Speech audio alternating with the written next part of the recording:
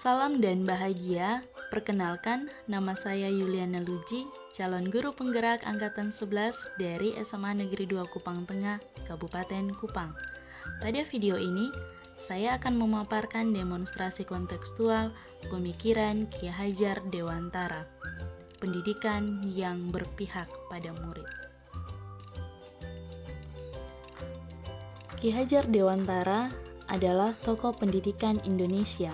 Beliau lahir di Yogyakarta pada tanggal 2 Mei 1889.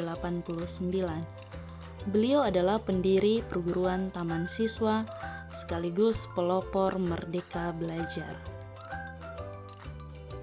Dalam video ini akan dibahas yang pertama, dasar pemikiran Ki Hajar Dewantara, yang kedua, alasan kontekstual tentang penerapan pemikiran Ki Hajar Dewantara, yang ketiga, hasil penerapan pemikiran Ki Hajar Dewantara, keempat, tantangan dan solusi penerapan pemikiran Ki Hajar Dewantara. Pembahasan yang pertama, dasar pemikiran Ki Hajar Dewantara. Dasar pemikiran Ki Hajar Dewantara yang pertama ialah kodrat anak. Kodrat anak yang pertama, merdeka. Dalam artian anak dikatakan merdeka apabila hidupnya lahir atau batin tidak tergantung kepada orang lain, tetapi bersandar atas kekuatan sendiri. Kemerdekaan punya dua ciri dasar, yaitu secara lahir bebas dan secara batin mandiri. Kodrat anak yang kedua ialah bermain. Permainan anak dapat menjadi bagian dari pembelajaran di sekolah. Dengan bermain, anak dapat mengelola pikiran, perasaan, kemauan, serta tenaga. Dasar pemikiran Ki Hajar Dewantara yang berikutnya ialah pendidikan yang berpihak pada anak. Bebas dari segala ikatan, dengan suci hati mendekati sang anak, bukan untuk meminta sesuatu hak, melainkan untuk berhamba pada sang anak. Filosofi pemikiran Ki Hajar tersebut mempunyai arti bahwa pendidikan harus seperti cinta orang tua kepada anak, yang mampu berhamba pada anak dengan rasa tulus dan ikhlas. Sebab cinta orang tua kepada anak adalah cinta kasih yang tak terbatas. Dasar pemikiran Ki Hajar Dewantara yang berikutnya ialah bukan tabula rasa. Anak bukan kertas kosong yang bisa digambar sesuai keinginan orang dewasa. Anak lahir dengan kekuatan kodrat yang masih samar-samar. Tujuan pendidikan adalah menuntun, dalam hal ini memfasilitasi dan membantu anak untuk menebalkan garis samar-samar tersebut agar dapat memperbaiki lakunya untuk menjadi manusia seutuhnya. Dasar pemikiran Ki Hajar Dewantara yang berikutnya, trilogi pendidikan.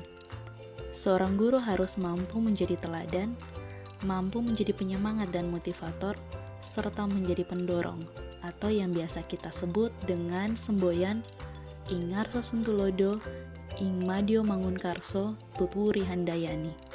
Dengan trilogi pendidikan ini, maka seorang anak akan mampu untuk selamat dan bahagia sebagai manusia dan sebagai anggota masyarakat. Dasar pemikiran KHD yang berikut ialah menuntun atau sistem Among. Seorang guru itu ibarat petani, hanya dapat menuntun tumbuhnya padi, dia dapat memperbaiki kondisi tanah, memelihara tanaman padi, memberi pupuk dan air, membasmi ulat-ulat, jamur-jamur yang mengganggu hidup tanaman tersebut.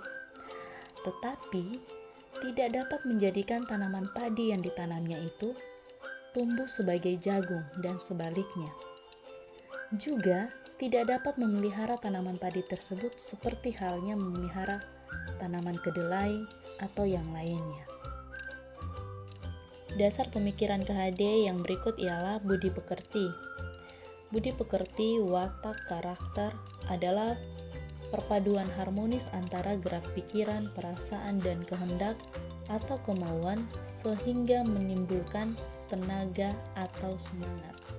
Masuk pada pembahasan yang kedua, alasan kontekstual tentang penerapan pemikiran Ki Hajar Dewantara.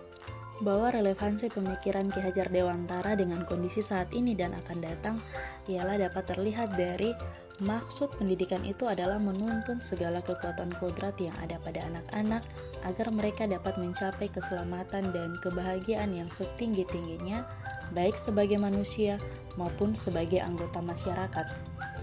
Dari pemikiran ini kita bisa bandingkan bahwa pemikiran Ki Hajar Dewantara ada istilah menuntun, selamat, dan bahagia. Sedangkan pada abad 21, kita kenal dengan kolaborasi, kritis, kreatif, komunikasi, inovatif, dan well-being. Masuk pada pembahasan yang ketiga, hasil penerapan pemikiran Ki Hajar Dewantara. Yang pertama, trilogi pendidikan. Guru harus bisa sekaligus menjadi teladan, motivator, dan pendorong nilai-nilai positif bagi murid.